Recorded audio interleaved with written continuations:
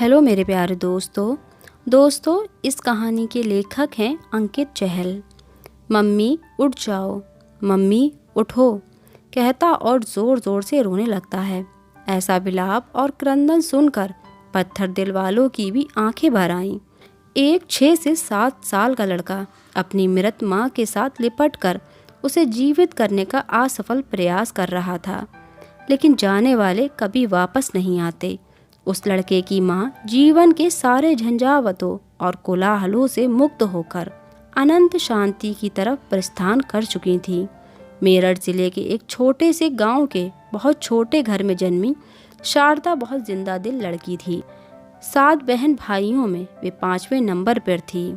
पढ़ाई में होशियार होने के बावजूद भी 8वीं कक्षा में पढ़ाई छोड़नी पड़ी, क्योंकि उसके पिता पढ़ाने या भरण पोषण में से केवल एक कार्य कर सकते थे।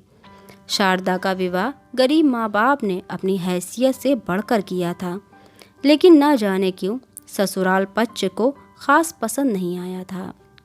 जिस लड़के को शारदा ने पति परमेश्वर माना था, वही लड़का आए दिन मारपीट करने लगा था। अभी उसी दिन की बात ले लो। शारदा के मरने से 1 माह पहले की बात है। सुबह 8 बजे दोनों बच्चों को तैयार करके स्कूल भेज दिया था उसने। अब पति जी के लिए भोजन बना रही थी। पति नहा कर आया। शारदा, मेरे मोजे कहाँ हैं और मेरे जूते साफ कर दो। अजी, मैं आपका टिफ़िन लगा रही हूँ, जूतों के पास कपड़ा रखा है, कर लीजिए साफ। शारदा ने इतना ही कहा था। ये सुनते ही उसका पति गुस्से में लाल पीला होकर बोला, साली, तुझे किस लिए लाया हूँ? तू जूते भी साफ नहीं कर सकती। तू सारा दिन करती क्या है? शारदा फटाफट टिफ़िन छोड़ कर आई। अजी, गुस्सा क्यों करते हो? मैं कर रही हूँ जूते साफ। ऐसा कहकर शारदा जूते साफ करने लगती है। पति को तैयार होने से पहले ही वे खाने की प्लेट उसके सामने रख देती है। पति तैयार होकर खाना खाने बैठ जाता है और पहली खोर मुंह में डालते ही चिल्ला कर बोलता है, पागल औरत, तुझे समझ नहीं आता है? तुझे कितनी बार बोला है कि नमक कम डाला कर। तेरा ध्यान कहाँ रहता है? 2 थप्पड़ अभी तेरे मुंह पर लग गए ना तो दिमाग सही हो जाएगा तेरा। शारदा ने हिम्मत दिखाते हुए कहा, आज तो नमक सही है जी, अब खाना भी तेरे स्वाद से खाना पड़ेगा मुझे। पति झल्ला कर बोला। शारदा चुप होकर किचन में चली जाती है, क्योंकि उसने बचपन से ही सीखा था कि 100 बातों का जवाब एक चुप्पी होती है। शारदा के लिए ये सब सामान्य दिनचर्या का हिस्सा बन चुका था। अभी 2 दिन सामान्य गुजरे होंगे कि तीसरे दिन रोज़ ही रात को शारदा का पति शराब के नशे में आता है और शारदा से खाना मांगता है। शारदा कहती है, अभी 5 मिनट रुको जी, खाना गर्म करके ला रही हूँ। खाना पति देव को देकर शारदा पलंग पर लेट जाती है और उसकी आंख लग जाती है। पति पानी मांगता है। ऐ शारदा, पानी दे शारदा। लेकिन 2-3 बार पानी मांगने के बाद शारदा की तरफ से कोई प्रति उत्तर नहीं मिलने पर पति गुस्से से भर जाता है। साली, मैं तुम लोगों के लिए इतना कुछ करता हूँ और तू मुझे पानी भी नहीं देती। ऐसा कहकर नशे की हालत में ही बेल्ट निकालकर शारदा को मारना शुरू कर देता है।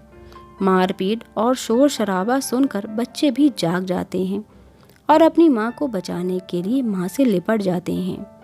बच्चों को माँ से लिपटा देखकर पति को और अधिक गुस्सा आ जाता है। सालो पिल्लो, तुम्हें मुझसे ज़्यादा इस औरत से प्यार है, निकलो अभी के अभी मेरे घर से। ऐसा कहकर शारदा का पति शारदा और बच्चों को रात में ही 12:30 बजे घर से निकाल देता है। शारदा रोते हुए बच्चों के साथ मुख्य मार्ग पर आकर वाहन देखने लगती है। काफ़ी देर के बाद उन्हें एक ऑटो मिल जाता है और डरी सहमी शारदा उससे मदद की गुहार लगाती है, तो वे ऑटो वाला उन तीनों को शारदा के गांव के बाहर छोड़ आता है। रात में 2:45 बजे शारदा अपने भाई का दरवाज़ा खटखटाती है। इस वक्त शारदा और बच्चों को देखकर भाई का परिवार भौचक्का रह जाता है। माँ बाप के गुजरने के बाद एक बस यही भाई शारदा की खैर खबर रखता था। बाकी 5 भाई अपने ही परिवार में मगन रहते थे। सुबह उठकर शारदा ने अपने भाई को सारी बात बताई और बोली, बता भाई, मेरे पास और क्या चारा था।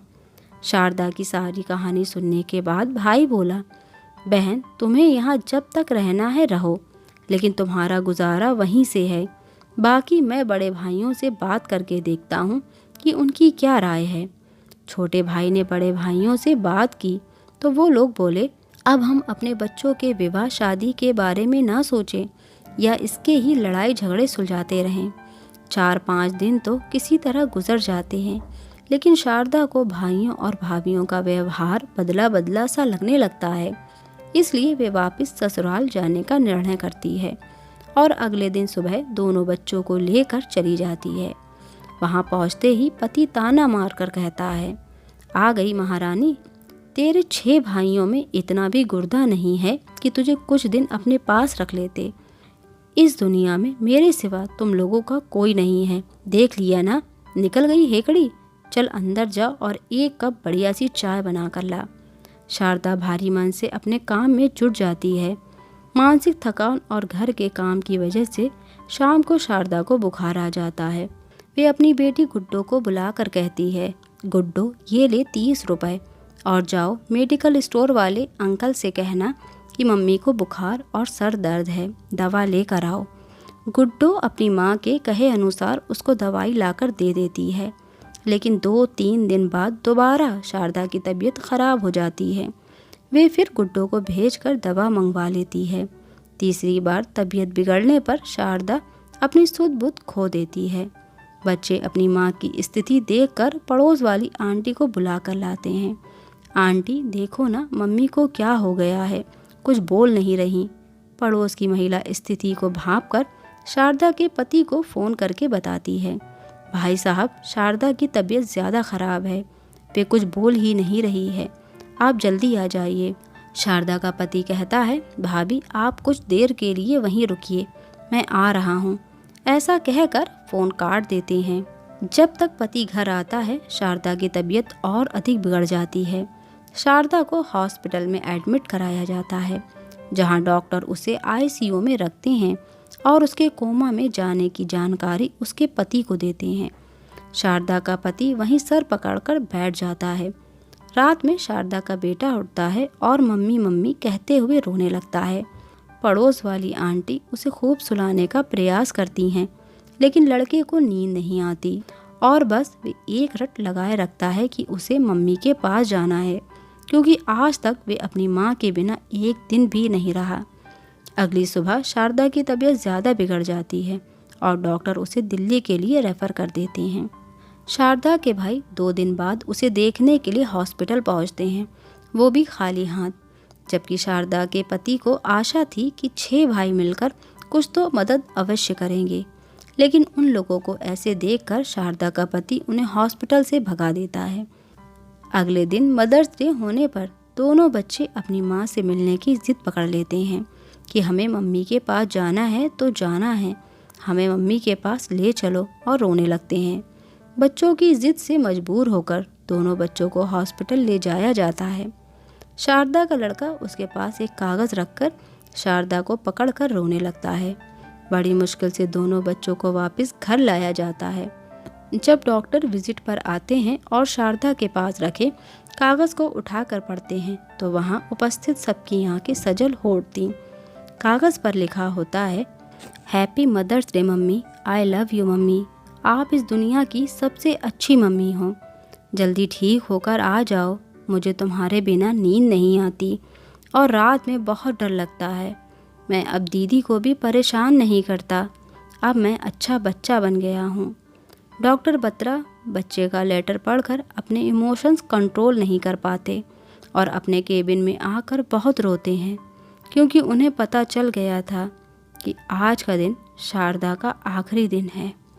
दोस्तों, अगर आपको ये कहानी पसंद आई हो तो प्लीज़ वीडियो को लाइक कीजिएगा और चैनल को ज़रूर सब्सक्राइब कीजिएगा। Thanks for watching.